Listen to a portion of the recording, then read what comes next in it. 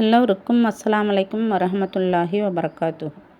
உணவில் பணத்தில் பர்க்கத் ஏற்பட பாவம் நீங்க ஓதும் துவா. ஸல்லல்லாஹு அலா முஹம்மத் ஸல்லல்லாஹு அலைஹி வஸல்லம். சுப்ஹானகல்லாஹும்ம ரப்பனா வபிஹம்திகல்லாஹும்மக்ஃபிர்லி. மகத்துவம் மிக்க யா அல்லாஹ், உன்னை போற்றி புகழ்கிறேன். யா அல்லாஹ், உன்னிடமே நான் பாவ மன்னிப்பு கேட்கின்றேன் என்று இந்த துவாவிற்கு அர்த்தம். இந்த துவாவை நாம் திக்ராகவும் ஓதி வரலாம். மிகவும் எளிமையான திக்ர்.